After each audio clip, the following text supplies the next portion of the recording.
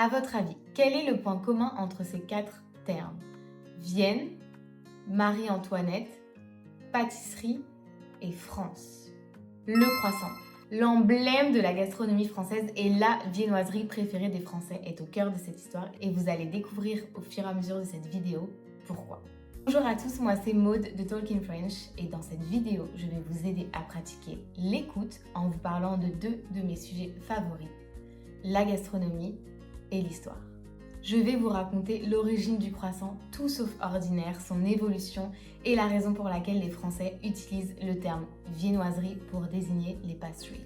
D'ailleurs, pour les amateurs de croissants, restez bien jusqu'à la fin de cette vidéo parce que je vais vous partager quelques adresses pour déguster les meilleurs croissants dans Paris. Et avant de commencer, n'oubliez pas d'activer les sous-titres juste en dessous si vous en avez besoin. Est-ce que vous saviez que le croissant n'était pas réellement originaire de France? Laissez-moi vous expliquer. Selon la légende, le croissant serait en réalité originaire de Vienne, en Autriche. Il aurait été créé en 1683 pour célébrer la victoire de l'armée autrichienne contre les Turcs. Les Ottomans s'apprêtaient à lancer une attaque très tôt dans la matinée ce jour-là. Or, à cette heure-là, qui était levé pour préparer leur pain? Les boulangers. Ils auraient entendu le bruit des préparatifs ennemis qui creusaient des tunnels vers la ville. C'est d'ailleurs le boulanger Adam Spiel qui aurait donné l'alerte. Et grâce à celle-ci, l'armée autrichienne a vaincu les Turcs. Pour commémorer l'événement, les boulangers ont confectionné des pâtisseries en forme de croissant pour rappeler le symbole présent sur le drapeau ottoman. Ces croissants rencontrent alors un franc succès à Vienne. Et maintenant, vous vous demandez sûrement quel est le rapport entre Vienne et la France? Pourquoi le croissant est si mythique en France? Patience, vous allez comprendre. Le rapport, c'est Marie-Antoinette. En mai 1770, Marie-Antoinette épouse le roi Louis XVI.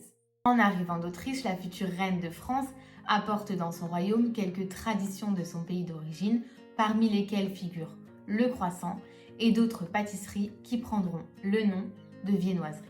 Ces spécialités viennoises se développent si bien qu'au siècle suivant, vers les années 1830, deux Autrichiens, dont les noms s'affichent juste ici, ouvrent une boulangerie viennoise à Paris, dans laquelle figure notamment le croissant. Le croissant va alors se populariser dans la ville.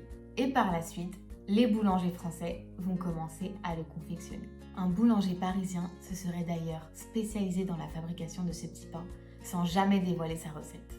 Et là, vous allez me dire, mais alors les Français n'ont aucun mérite, le croissant vient de Vienne, tout ça n'est qu'un mythe.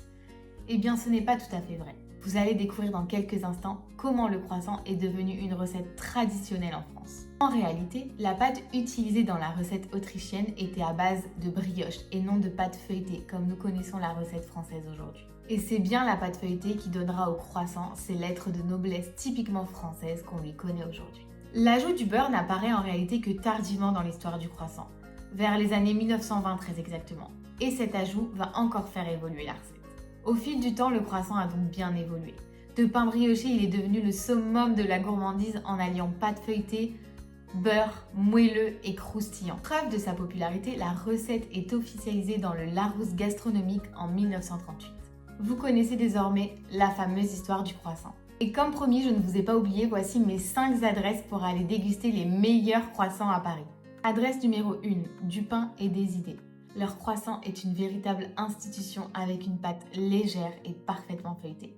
La Maison d'Isabelle, élu meilleur croissant d'Île-de-France en 2018, fait 100% bio et incroyablement savoureux. Troisième adresse, celle de Cédric Grolet à Opéra. Le chef pâtissier star Cédric Grolet propose une version innovante du croissant, très prisé pour sa finesse. Blé sucré.